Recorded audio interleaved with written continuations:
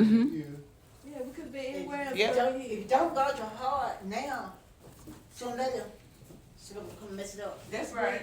That's right. Especially if you've been on that path of being sacred,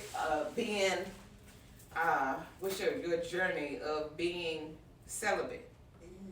Being celibate is something, It's especially something. when you've been sexually active forever. Well, I'm celibate. I've Yeah. been celibate since July. Okay, well that's good. I'm proud of myself. Yeah.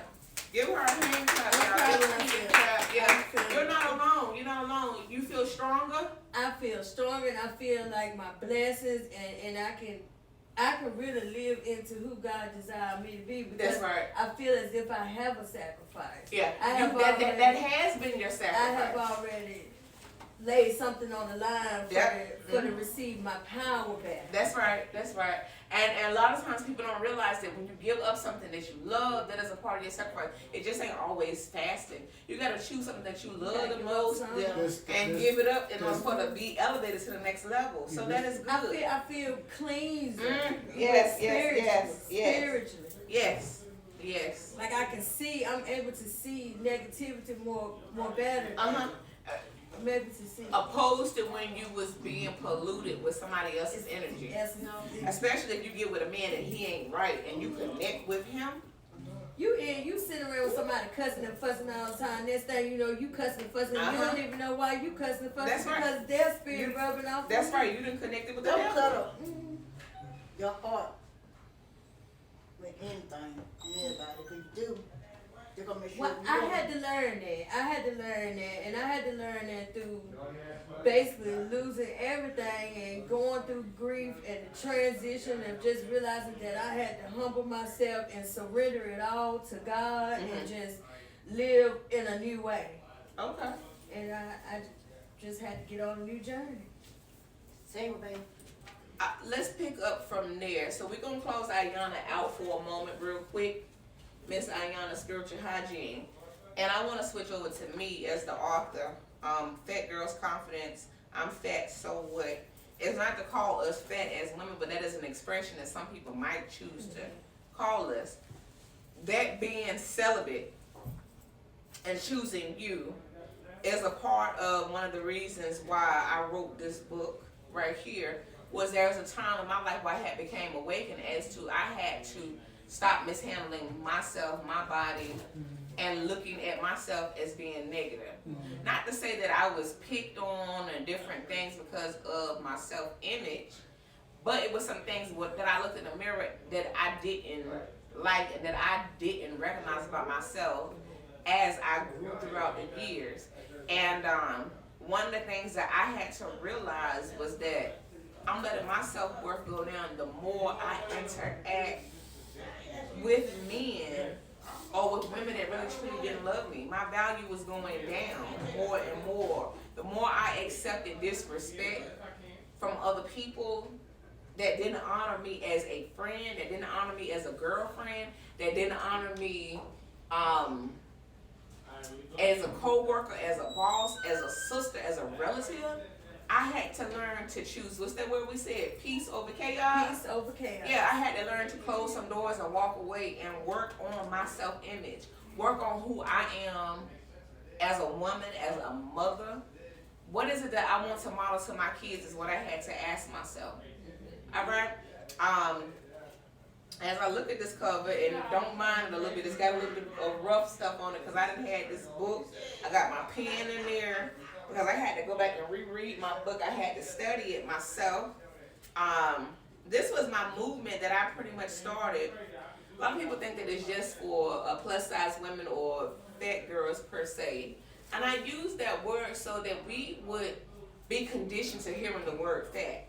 And so that in our mind, mentally, we were like, oh my God, I'm fat. Oh Lord, I'm crying, I'm emotional, I'm becoming this crybaby. No, I wanted you to be aware of what some people might say behind closed doors.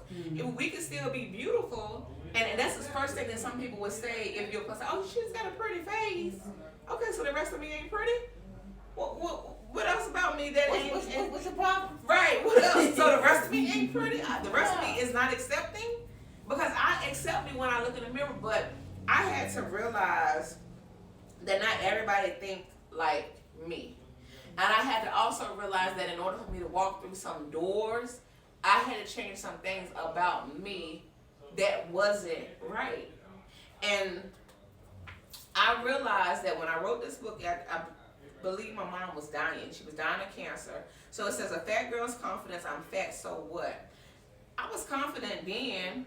I was confident for being this North Carolina plus size girl. I was ready to step into some rooms that I never stepped in before.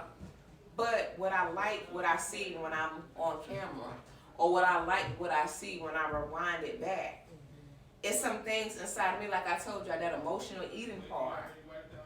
You know, I didn't realize that I was still hurt from my childhood wounds as a woman, as a girl then, but growing into a woman, because they said we have a rebirth every 7 years of our life. Every 7 years there's a new cycle as women that we go through.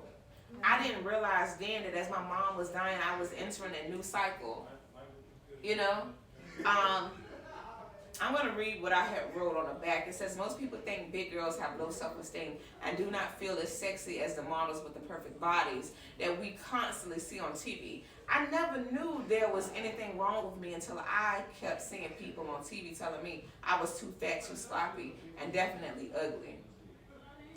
Every commercial emphasizes a need to have the perfect plastic factory body. While everyone thinks that fat is sloppy or unattractive, I've learned to embrace it. It's true. I didn't think that I had an issue with my size because I was still able to pull a man. You know, I was still attracted to somebody, so I felt like, well, hey, I'm fat, so what? I'm just going to keep doing what's best for me. But on the flip side of things, some people were heavy and they were unhealthy. So I could be heavy, but I still need to work on the health side of it. And if it comes with losing weight, then so be it. Me stepping into one of my awakenings as I began to grow, because I told you I wrote this back in 2017. We're now in year 2026, January. My birthday was just Sunday, all right? I know now that we had the weight loss shot. I've lost a couple pounds since this book. I've lost a couple of pounds since this picture right here. You know, I got some things done. My face then got smaller. You know, I went through the whole weight loss journey. I'm still going through a weight loss journey, and it is to encourage other women. If you want to choose to lose the weight, it's up to you. You don't have to stay the heavy size. You're still beautiful, but if you want to get rid of some of that emotional weight that's coming from other projections of from other people, that overeating, choose you. Look at my queen balloon. She's standing up, but then she was trying to sit down. Don't sit down, because we got to stand with confidence on today. We talking to other people, balloon, okay? Let me we say telling this. them, yeah. By you helping me, I can help you. Okay. I can help anybody That's right. who need help. That's right. God helped me. That's right. So I'm helping you. Amen. And adding to that, I want to be a model that can tell my story to other people and they can be encouraged. I don't want to just say, well, hey, go ahead and lose the weight, girl. I mean, do this. You've lived it. Yeah. You wanted to And you share show your it. story.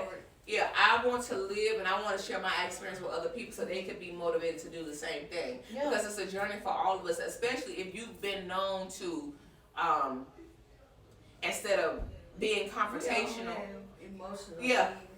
Yes, you'll go in. Well, let me go ahead and get me a piece of cake. I love that ice cream. Oh Lord, this potato salad is so good. We come from the country. Yeah. A lot of us we're southern. So eating has been one of the things in a lot of families. You go to church, you eat. You know, they have different conferences. Yeah. But now, waking up, looking at me and choosing me, now that I have chose to shed a lot of pounds, I feel lighter. I am way lighter. I can jump up without, being out of breath. I can sort of kind of lift my legs. I'm working on my legs. I'm getting better with them. But before, it was heavy. But I still love me regardless. I chose to shed the pounds because I said, well, Lord, my kids are getting older. If I'm going to run around with them, I got to shed these pounds. I got to get a little bit more smaller. Let me sacrifice some things For the last year and a half, God has had me on